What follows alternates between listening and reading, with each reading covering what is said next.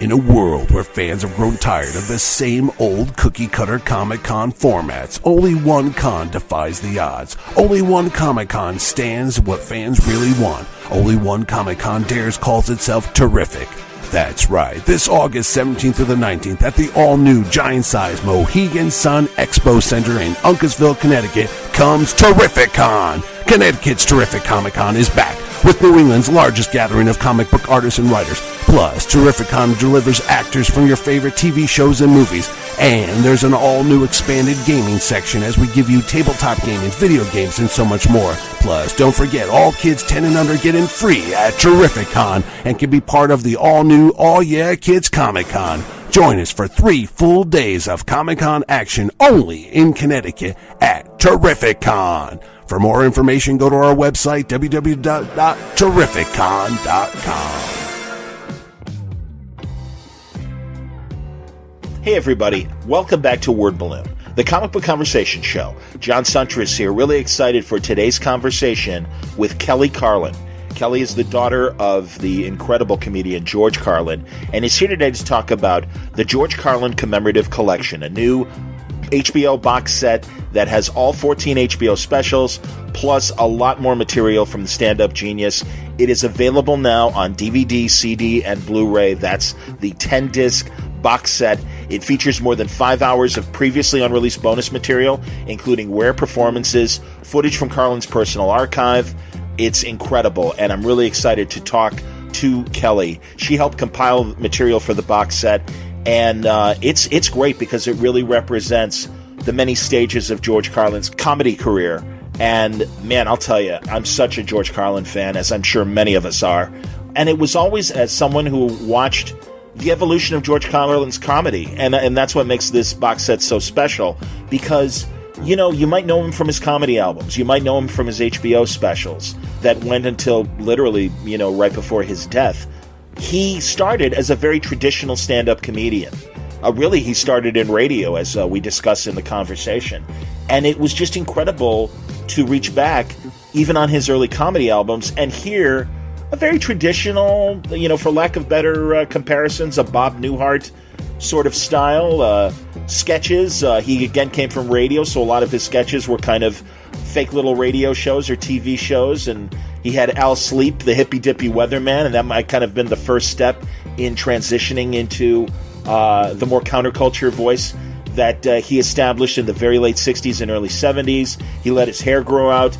As we discussed, he became 30 during the Summer of Love in 1967, and he really had this change of mind and related more to the people younger than him than he did the traditional Ed Sullivan variety show stand-ups like Alan King and the like in the generation that preceded him.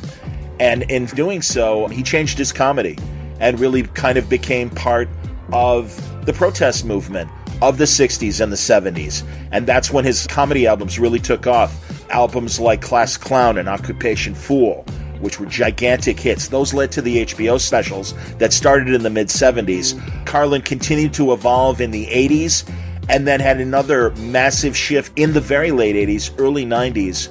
And that was kind of the last iteration of the Carlin comedy. So again, you had that 60s period, that 70s period, that 80s period, and then in the 90s into the 2000s, George's final evolution.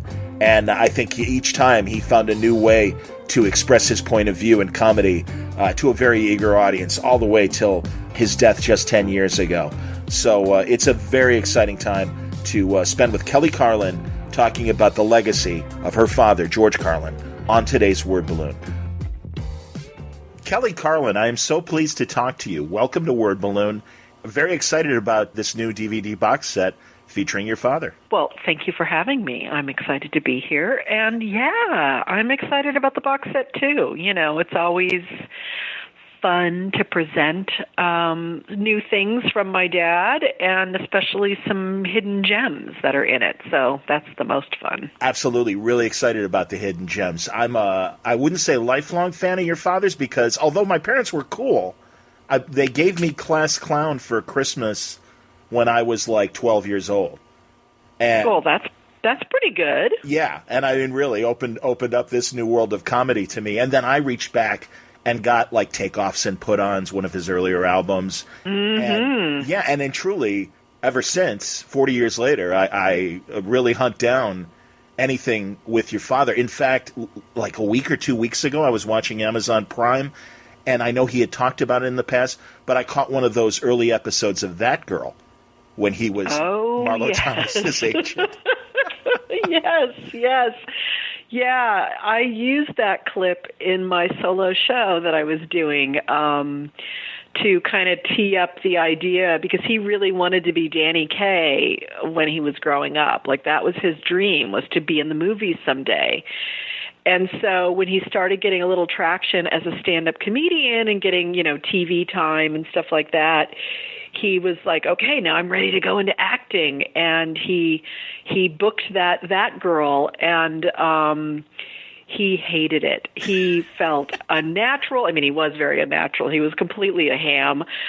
He felt awkward. He didn't know what to do. It was completely out of his comfort zone. And he realized, oh, yeah, I guess I don't want to be that part. I don't want to be the Danny Kaye part. Well, I can appreciate him feeling uncomfortable, but honestly, I thought he did fine. I mean, it was such a, generic little role, and of course the laugh track is helping every laugh line that he delivers. Yeah. But he didn't, I thought he did fine. I even Instagrammed, I had to freeze frame it, because he's in this blue serge suit and just looking very Mad Men-esque. And certainly, later fans are used to, your dad with the beard, the ponytail, everything, and yeah, I mean, here's Clean Cut George. So yeah, I'm really excited again about some of these hidden gems. I mean, I'm really, in the hour that we're going to talk, I really want to go back to the beginning and his DJ stuff as well. But what can you tell us about some of these hidden gems from the past? Well, a couple of my favorites are, there's one item called The Real George Carlin, and that was his first special. It was not an HBO special. It was early 70s. It was a network special. Okay. I want to say ABC, but I'm not sure. But so it was one of those kind of, networky things that they used to do. And my favorite part about it is that it was sponsored by Monsanto. On your father, that's fantastic. Absolutely. Better life through chemicals. Yeah, exactly. So that's great. And then it's just this goofy network thing. It's like a variety show. It's like a little bit of him doing stand-up in kind of strange outdoor locations, and then cut to Chris Christopherson doing a little musical number, So it's one of those kind of shows. So that's just a weird little freaky thing to watch. But there's another little thing that's very rare and never been seen, which is a sitcom pilot that we did for HBO in 1984, and it's called Apartment 2C. And it was Apartment 2C comes from the apartment number that my dad grew up in New York City. Okay. And it's about a New York writer who's trying to get his job work done writing, and he keeps getting interrupted by wacky neighbors and the postman, and I play a punk rock Girl Scout who comes to the door. Hilarious. And there's like Bobcat Goldthwait's in it and Pat McCormick, and so it's this really, really rare gem. It was my acting debut. It went absolutely nowhere. And this is like way before HBO ever was doing, fictional stuff at all. Scripted TV. Scripted stuff. Yeah. Who were the other comedy writers helping your dad with this? I'm trying to remember. God, it was so long ago. I remember hanging out with Bobcat. That was fun. Cool. There were some other writers on it. I know he wrote a lot of it. One of my favorite bits is at one point he's so frustrated he's not getting any writing done, and he's like, screw it, I'm just going to go watch some TV. And he turns on the TV, and then we zoom in on the TV, and it's an interview with Jesus. And it's Lois Bromfield interviewing my dad dressed up as Jesus. And that interview ended up, I think, in Brain Droppings. I'm not sure. I'm not like a big archivist of my dad's work, but it's one of my favorite things my dad ever did is that Jesus interview. That's awesome. I was expecting more, here's a clip of him on an early Tonight, like a 60s Tonight Show-esque kind of show, or some Ed Sullivan stuff. Yeah, we have a couple of those. We have Yeah, we have a Hollywood Palace and a CBS sure. Talent Scouts. Cool. We have an early Playboy thing. So that's in there too, Awesome. for sure. And we also have some stuff from the Comedy Store and the Comedy Magic Club that was him working out material. So him reading, him sitting down, like really getting to see his kind of creative process too, which is cool. That's amazing. That's fantastic. You know, honestly, again, following your dad, it's been such an interesting journey hearing him talk about the various stages of his professional entertainment career because, as I learned, you know, I watched that Archive of American Television oral That's such a great interview. Yeah, and my God, it's like 3 hours. And he really, and I'm really glad to hear you say that because it really sounded like he was very candid about everything. And really his beginnings and his changes in his career. You tell me. Yeah, no, I think it's one of the best interviews he did, and he did it about 6 months before he died. So thank God. Yeah. You know, really, truly, thank God he did that. And yeah, he at that point in his life really had no qualms about, revealing, his struggles along the way, and the decisions he had to make and really what's important to him. He'd gotten a lot of clarity, as one would, in your 60s into your 70s, sure. About your life and career. And right around that time, I'd seen him at a Paley Center event on stage, and I just really realized that he was really settling into like the elder statesman of the comedy world. Like he got that a lot of guys tell him and do stand on his shoulders, and that he and Richard and Lenny really were these pillars, and so I think that interview really reflects that. Agreed, and it's great that Jon Stewart and Seinfeld and everybody really did recognize and continues to. And man, I mean that's the thing. And also, well, I want to start because I don't know how many people know. Again, I knew from the Archive of American Television interview, and also things like Wonderful Wino, that he was this 50s rock and roll like boss DJ doing rock and roll music pretty much at the beginning down like in New Orleans, right?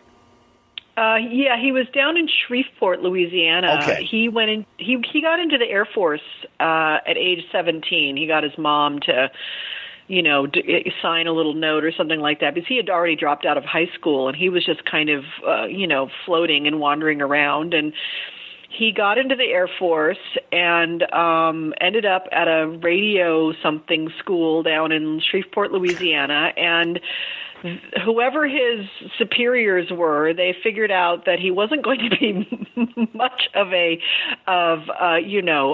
true contributor to the Air Force life.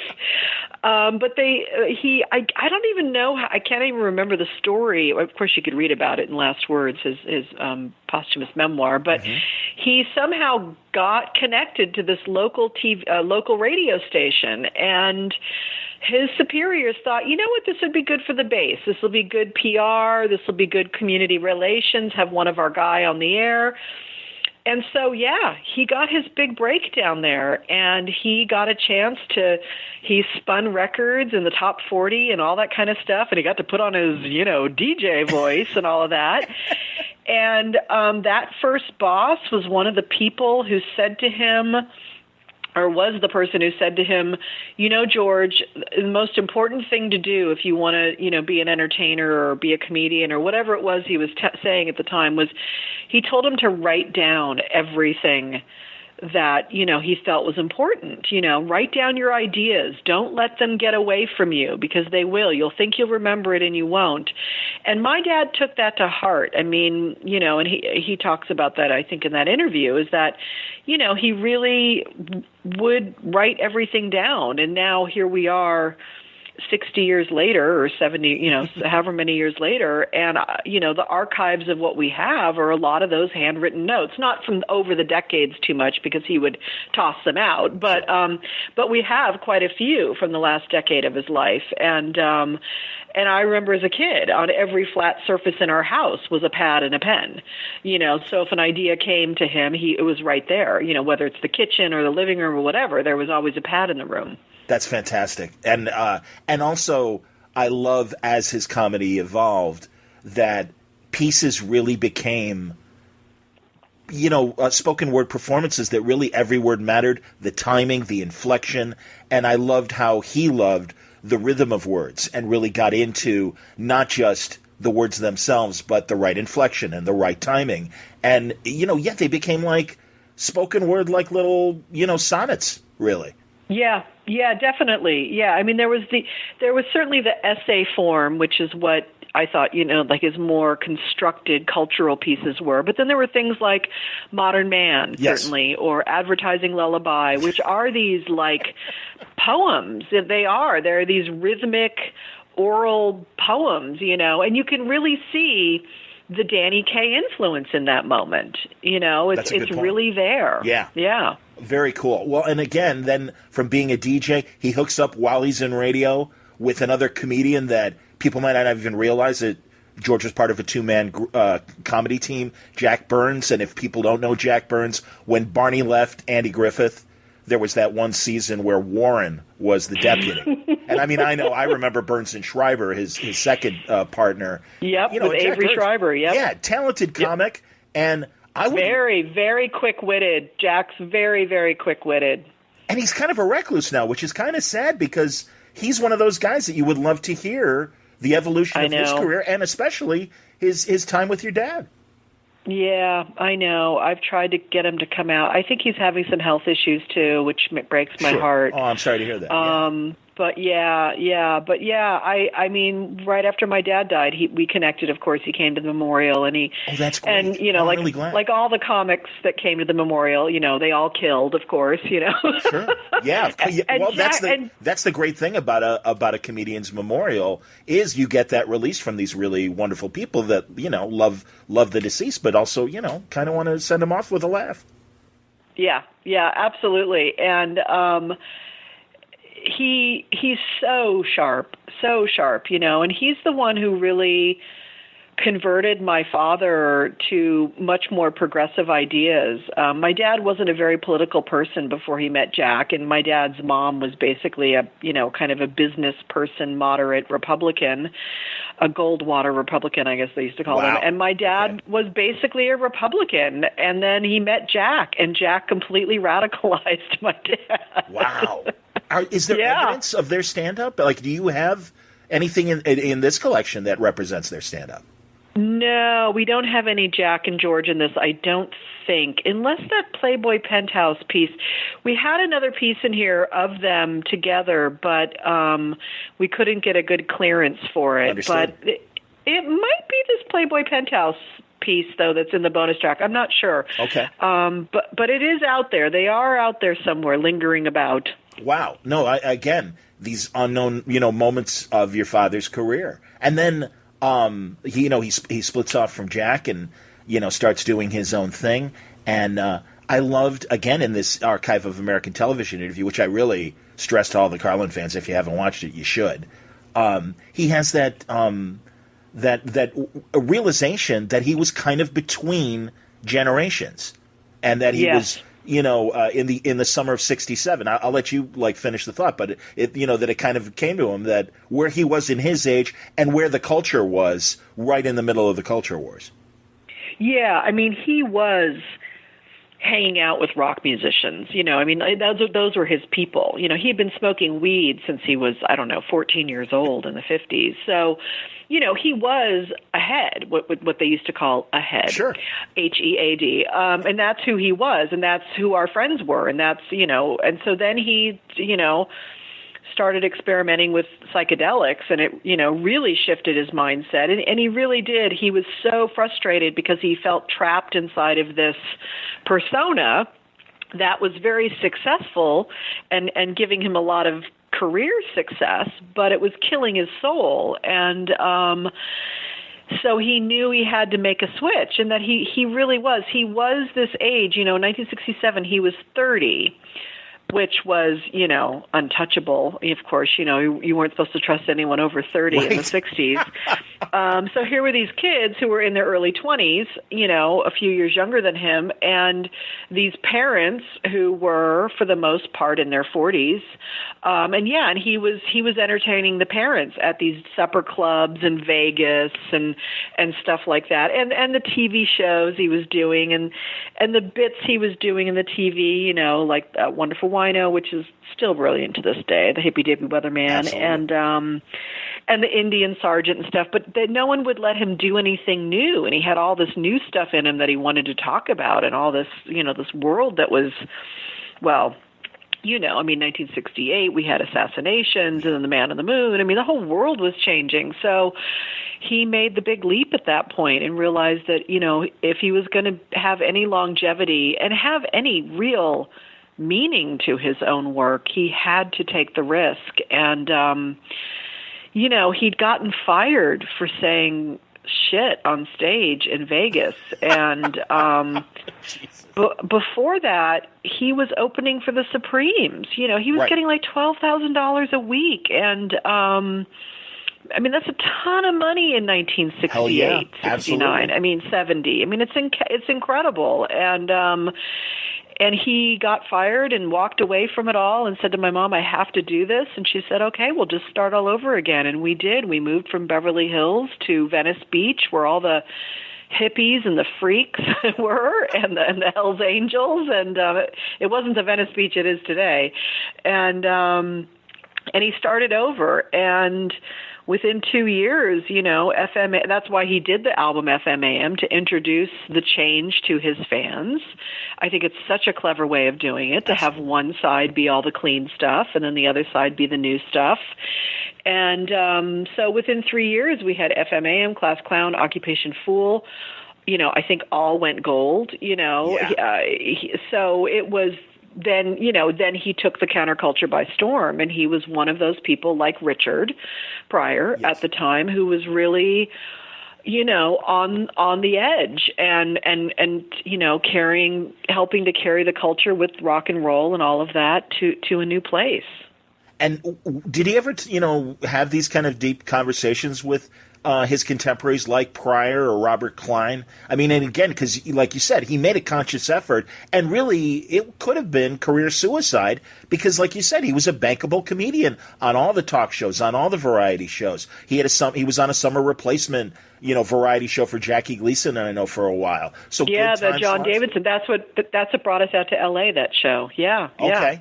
No, I don't know. I was a kid during all of this. Right. Understood. I was out playing. I was out riding my bike and skateboarding, and he didn't hang out, and we didn't have comedian parties at our house or anything like that. And these guys generally traveled in different places. They were all doing colleges and stuff, so they weren't hanging out at clubs. My dad didn't hang out at the clubs a lot, not that I know of, at least. Okay. I think he did a little bit working out material, but God, I wish, I would love to have been a fly on the wall for some of those conversations. I know he ran into these people and they were clearly colleagues and stuff, so I don't know what they were all thinking at the time. I think a lot of them were just doing a lot of drugs, including my father.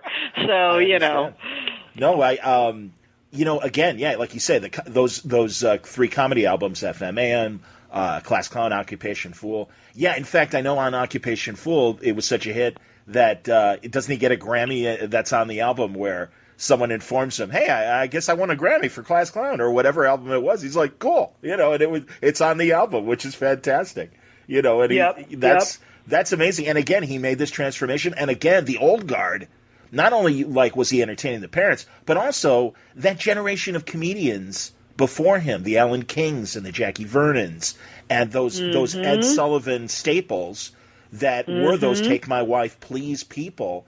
And hey, man, I like, that shtick is great. Henny Youngman and all that stuff. There's nothing wrong with that. But that's why, like you said, Lenny Bruce, Richard Pryor, and your father, they were part of that cultural shift. Robert Klein also.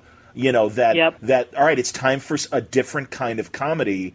And I think young comic fans that love what happened in the 90s and in these 2000s and the alt comedy shift that's been happening for the last 20 years or so. around the internet age and everything. It's that's why I love hearing from people of your father's era, because what happened in the 60s, I really feel, and you might as well, is happening now. And it's great to get a perspective from those people and hear their thoughts about what's going on now. And in your dad's case, it's like he left us this time capsule, literally up to his final HBO performances and live performances, where if you want to know, at least my feeling, and I want to know what you think your dad would think about today's political environment, but it's kind of there in the material. Oh, yeah. I think if you know my dad's material from the last 10 years, 15, well, starting with Jammin' in New York, basically, you watch all of those HBO specials, you could glean a lot from them about what he would think about today, and there's so many different things that I think he'd be, one of the things he said, which I think was really his main perspective on things was, and when people ask me, like, what do you think your dad would think? I mean, it's an impossible question to answer, of course, but I always tell people, he had this great line that said, when you're born with a ticket to the freak show. And when you're born in America, you're born with a front row seat. And if that phrase isn't more apt today than it has ever been, I don't know, what else he could possibly say about these days. And the thing is, he would love the chaos of a lot of it. And of course, he loathed human beings like Donald Trump. Yep. So, it would be clear that there would be a lot of vitriol aimed at him. But my dad didn't do local politics. He rarely brought up a politician's name and went out and did Daily Show kind of material. He would have found a way to talk about the culture. Well, first of all, he would skewer us all for social media. I have no doubt about that. The minute social media began, I thought to myself, thank God he's not here. He died in 2008. Facebook started becoming a thing that year. Yep. I thought, oh my God, thank God he's not here to make fun of me as I get on this thing, to talk about him. So I know he would skewer us for all of that and all of the selfies. I mean, the whole selfie generation thing. He would just get down on us, this human species and what we're doing with all this stuff. So yeah, it would be fascinating. But, on the other hand, right now, this last month, he would have turned 81 this year. And I think about that. If he had had perfect health, if he didn't have serious heart disease and heart failure like he had, what would he be doing at 81? And I know he'd be writing. I know he'd be commenting still. But I don't know how much he'd be actually on the road at 81, sure, touring. But boy, I would love for him to have had a YouTube. We could have set up a YouTube studio in the house for him, right? And sure, you just turn on the camera 20 minutes a day and let him go at it. He'd Absolutely. Probably have 10 million followers. No question. Well, and again, like you said, he passed away too late for the social media experience, but he was on point with gizmos, as he put it. And he said, we're all fascinated with gizmos. That's our as he was too. He loved that's hilarious. He had the first iPhone. I inherited his iPhone. He loved his computers. He got a new Apple computer every year. All he used it for was writing an email. It's like, Dad, you don't need processors that can send a rocket ship to the moon, But he didn't care. He loved stuff like that. And so, yeah, he loved the gizmos, and he loved his iPhone. It was the most magical thing in the world that he could take pictures of, people and send them to people and stuff like that. But yeah, he'd have a few things to say. No question. And again, I was watching a bunch of Amazon Prime has a bunch of the HBO stuff up right now. Yes. And again, you got to get these DVDs because it's great to watch your dad's evolution of his career. But pretty much any hot topic that is upsetting the culture, left or right, your dad's got an opinion on it. Abortion and like we said, technology. Politics, I loved his whole dismissive thing of, please, this country's been bought and sold, 100 times over, and we've squandered the great ideals of the American dream. We did. Yeah. Yes. Yeah, absolutely. And you really seeing it, come to manifestation right now. One thing I love about this box set, we had done a box set, I think maybe, I don't know when it was, 15, 16 years ago. Mm-hmm. It was a few years before my dad died. And obviously it didn't have all the HBO shows in it. And that's what I kind of like about this one. And this has all 14. So the last two, Life is Worth Losing and It's Bad for You, that weren't in it. And they also have the Blu-ray in this thing. But one little gem that had never been released before that is in this box set is a kind of unique HBO show. It was shot at the Aspen Comedy Festival in '97. It's between Back in Town and You Are All Diseased, and it's called George Carlin, 40 Years of Comedy. And it was him going up, doing a little stand-up. I don't remember the second bit, but I know one of the bits was the advertising lullaby thing. It's got a nice little retrospective of his career. Someone did a really nice little mini doc. And then there's about a 20, 25-minute, I don't know how long, interview that Jon Stewart does with him. Yep. A very young Jon Stewart. I mean, this is 21 years ago. Jon has nary a gray hair and had not gotten close to the Daily Show yet. But and it's a really beautiful interview because it's one of the first times he really did reveal parts of himself to the world. He was a very private man, didn't talk about himself much, didn't talk about, the background and stuff. But he talked about some of his people in his family who really inspired him and who had the same kind of gift of the gab. And he talks about stuff like that, and he wells up at one point. I mean, it's really a quite powerful interview. So it's a special little gem in there, too. And I just like that, like my dad liked it when it was like the complete set of things, like he always aspired to have all of his albums released on vinyl, and we haven't done that yet. Someday we will. And because he liked sets of things like that, and there's like some sort of like the fact that it's like, here's what I've done, and I think he would like this. Now, this doesn't have all the audio albums on it because there were some that we don't own and all of that kind of stuff, and we're still working on making sure we own all of his stuff. But as far as the video stuff, this is the great DVD collection here, and with one exception for the audio, which is the new CD we released last year with the very cheery title, I Kind of Like It When a Lot of People Die, which we posthumously released last year. It was an audio recording we found in the archives that he had taped 2 nights. He had done shows, I think it was in Vegas, right before 9/11.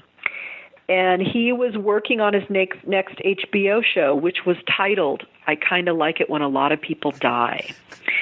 And so this show, he had already kind of cemented the material. He was going to tape it in November for HBO. And he even talks about Osama bin Laden in it. I mean, it's just fascinating. And of course, we all woke up on 9/11, and the next day, HBO called and said, you can't call it that. Wow. And my dad said, I agree, of course, because he was taping it in New York City too.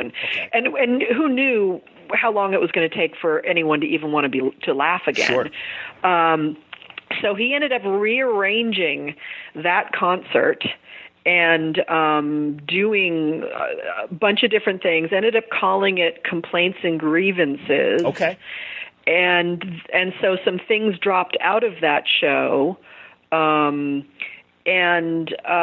ended up, later in some of the other shows later. But this is his original vision, at least in the audio of that show. Yeah. That's fantastic. Yeah. And again, that's the thing, man. A guy like your dad experienced all these different cultural shifts and always had something to say about them.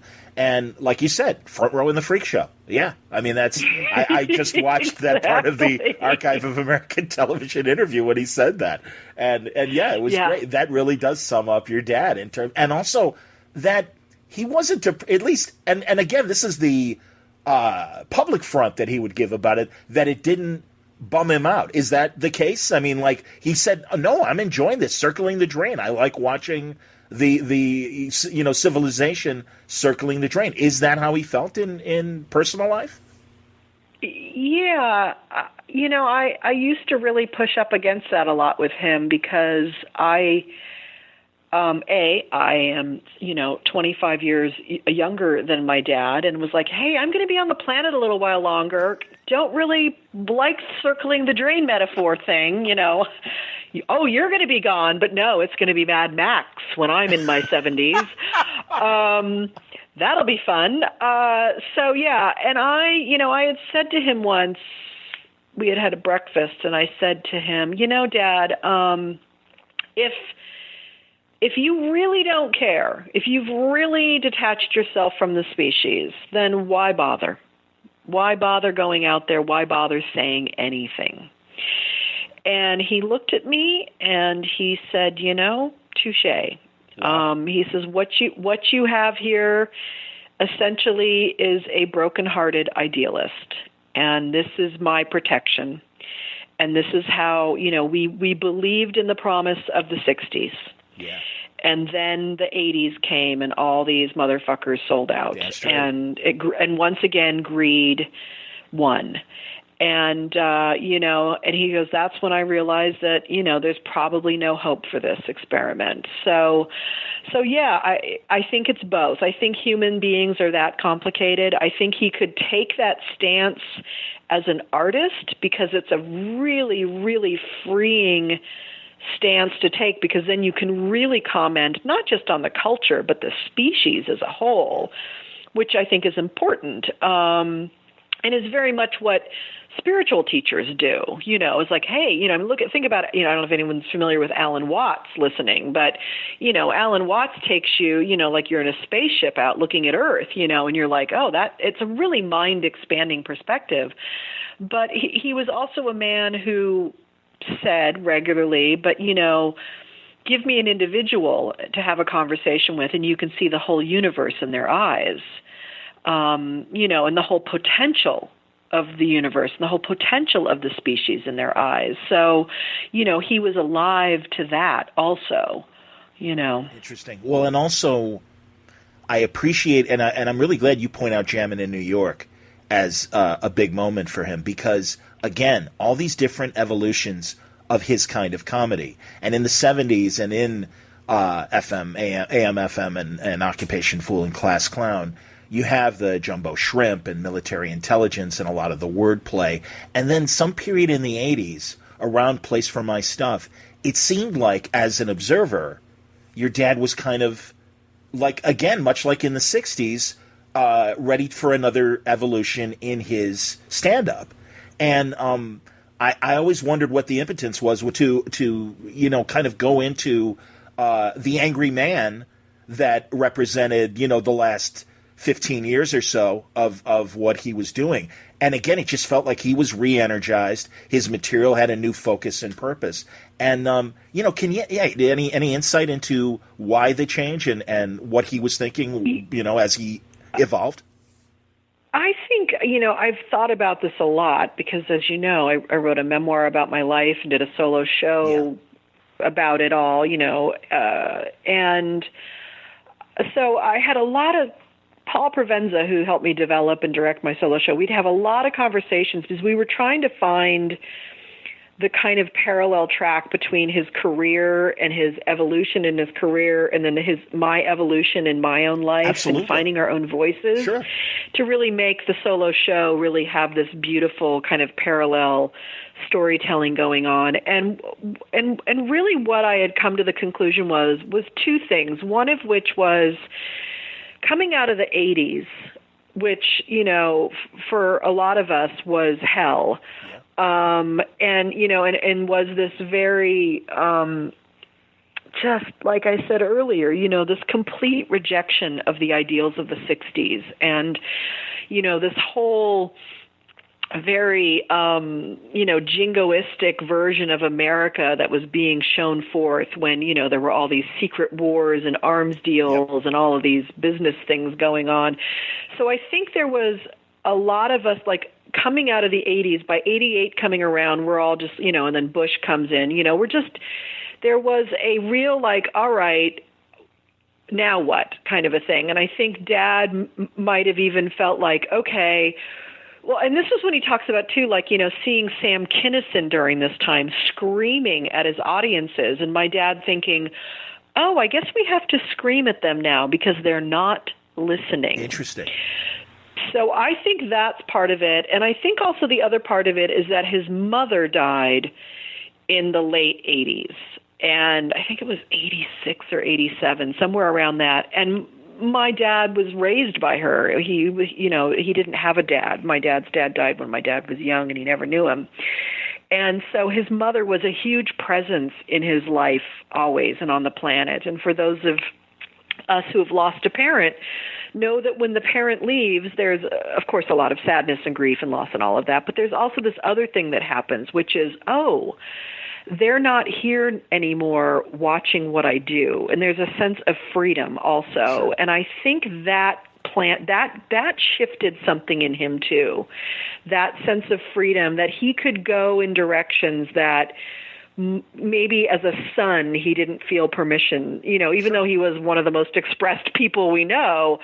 And I think it was a combination of those two things and the culture shifting. And he just decided to just kind of take things on a little more head on. And that's where he was at. And it started with, you can see it a little bit in what am I doing in New Jersey, I think. There's maybe one bit where there's a little bit of edginess, and then you see it even a little more and Do It Again, and then he comes out in Jammin' in New York, and it is, I feel, his seminal work. And he did, too. He felt it was his, the best thing he is most proud of that he's ever done, and you really do feel the energy of it. And it was one of those moments where he was saying things that he was pissing everyone off, because at that show, when they taped it, there were some environmental activists that had planned on protesting, because he'd been doing the material on the road, and I guess the word got out that he had this, this bit called The Planet is Fine. Yep. And the environmentalists, wanted to protest it because they felt he was talking about, he rejects the concept of humans having the hubris to save the planet, when we all know that, in the end, Mother Earth wins. Yeah. Of course, that's the whole point of the bit. And this is a man who recycled, by the way. He did recycle. He did care deeply about the environment. That was the point of it, too, was that we're not going to change, we're not going to, and of course, and people nowadays use it as global warming deniers use it all the time on their Facebook pages and stuff. And I stopped trying to police all this, but I try to explain to them that really what that piece is about is him being angry at the yuppies, for the most part, for wanting to save the planet for their own convenience, that they're really not interested in ecosystems and Mother Nature as she comes.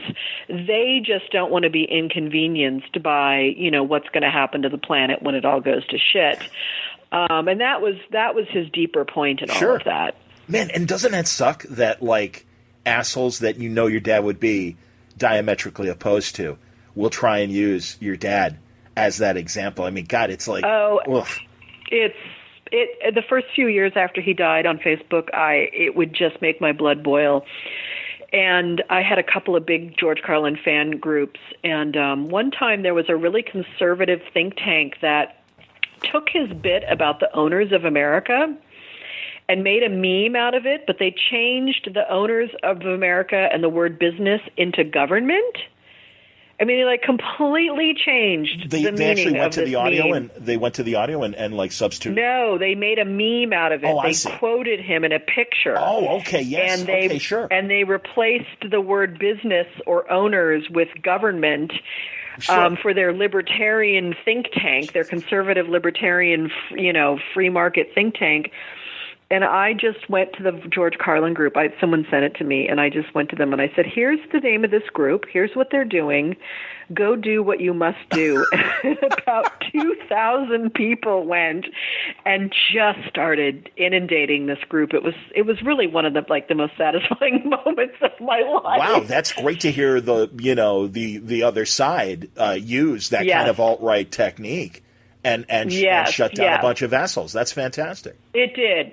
It did, but then I stopped policing it all because it's exhausting, and I can't. Sure. I just, all you can do is put the right stuff out there, and all I can do is keep talking about him and making sure that the good stuff's out there, and that, all that kind of stuff. And then every once in a while, if I come across it and it's egregious, I'll make a point of it. But it's a full-time job otherwise, and it doesn't interest me. No, I understand. I really I listened to a couple episodes of your podcast, and I'm glad. I've recently had a couple other guests on that are kind of figuring themselves out, looking back at their parents and stuff. And that's kind of part of the game as we get older.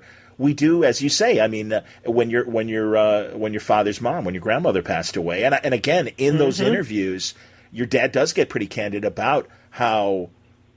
I don't know if domineering is the right word, but that your grandmother really did have a kind of a set agenda, and because your grandfather left the family kind of early before he passed away. Well, she walked out. He was a baby when she left. Oh yeah, he was a very, very raging drunk. Okay.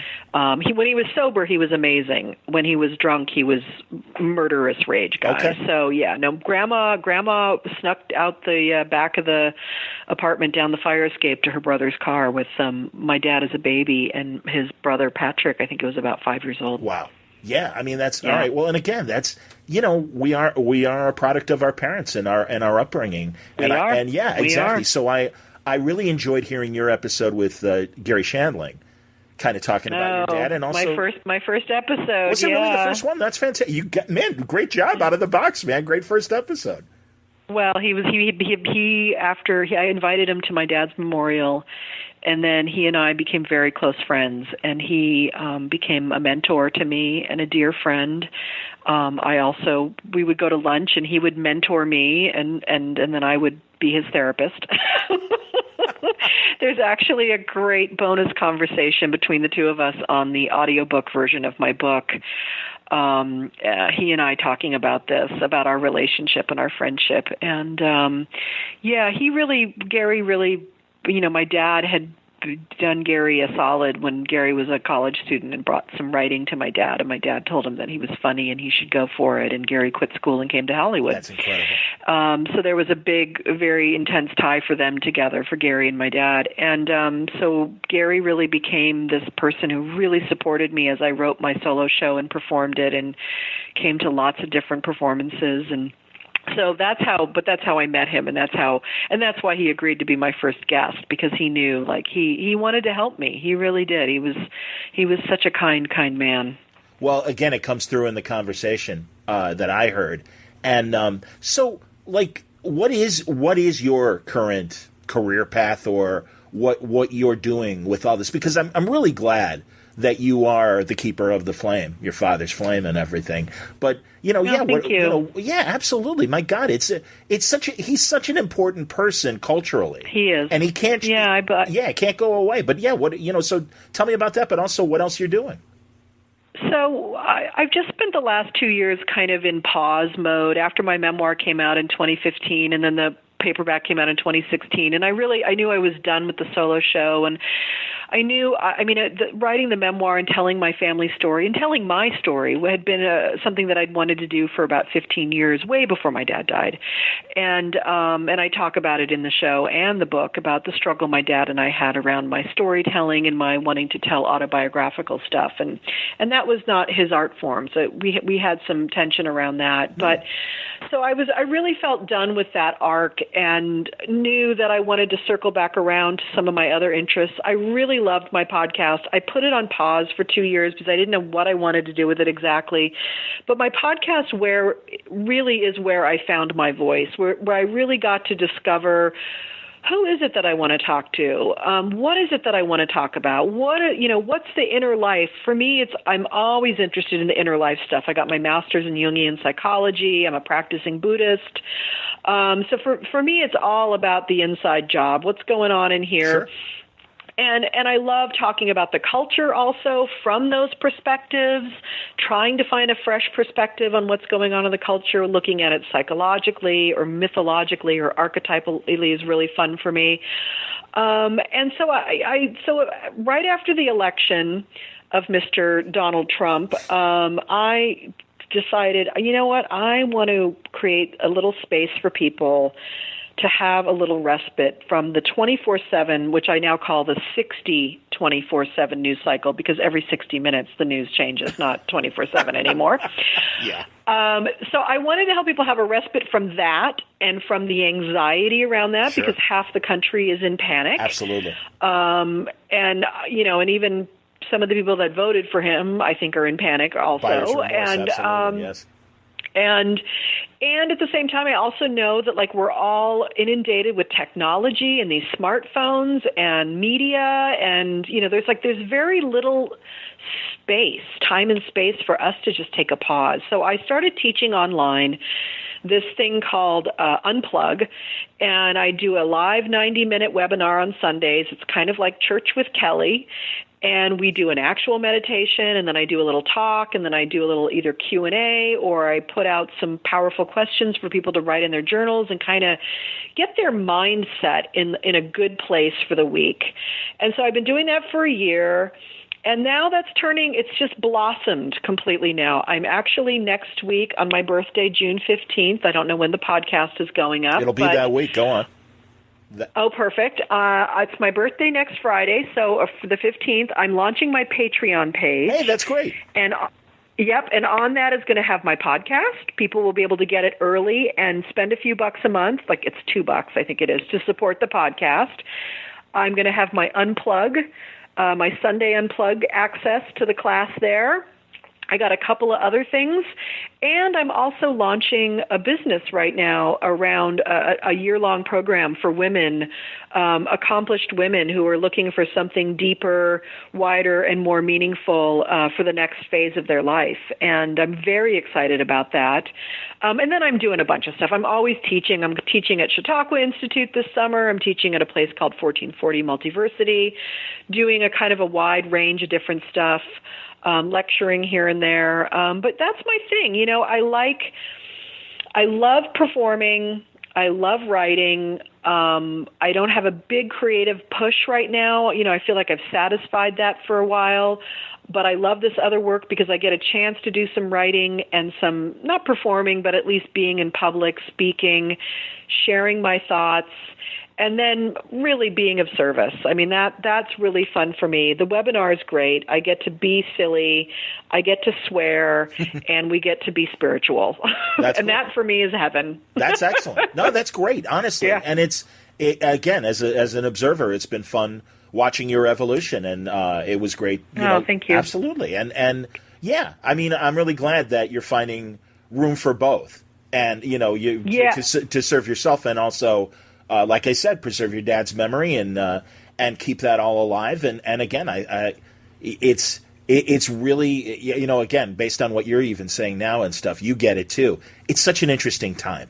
And I do think that we need reasoned observers to really speak up past the shouting match that's going on the 60 24/7 cycle that you point out. It's I come from sports radio, and hearing the news shows, it's sports. These are Yankees and Mets fans yelling at each other and not listening to each other. It's all tribal. Yep. Totally. And so it is. So again, it's I not to name drop, but about 6 months ago I had Kareem Abdul-Jabbar on, and it's so great to see his essays and hear him speak, because again, he's a great writer and observer. Yes. Right. Well, and again, these people, like your dad, they lived it.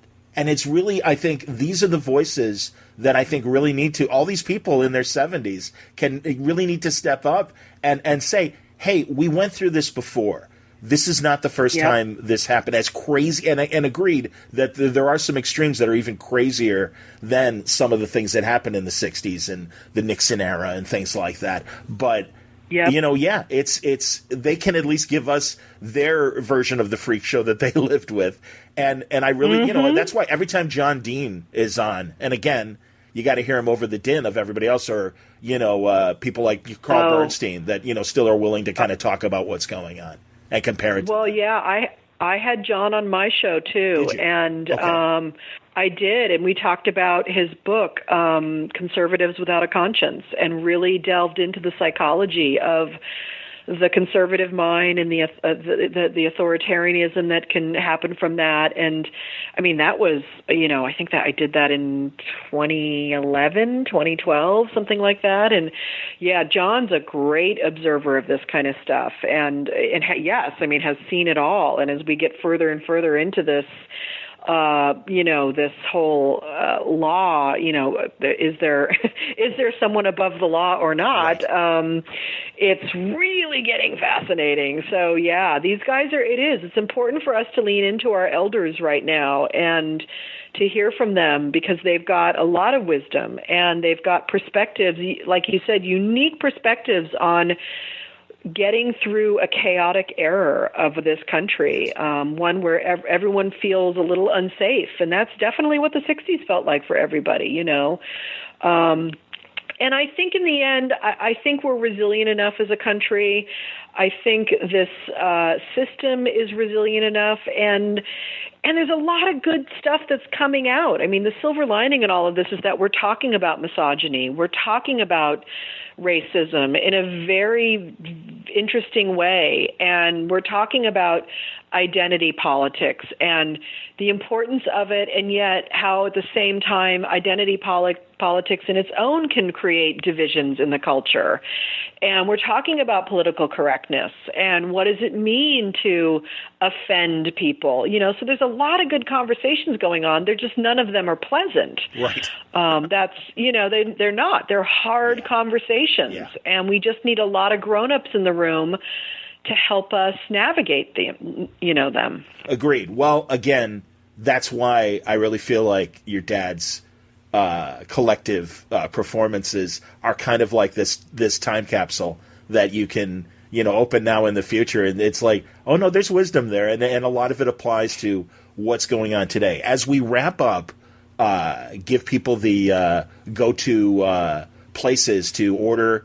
It's the box set's coming out, I'm sure, Amazon and I don't know how many video stores are left, so I guess online is the best place to probably pick up. Yeah, I was thinking about that. I've been promoting it a little bit on social media, and I just put up a different online store each time I do it because, I can't even imagine. I suppose you could walk into a Target, but I don't think so.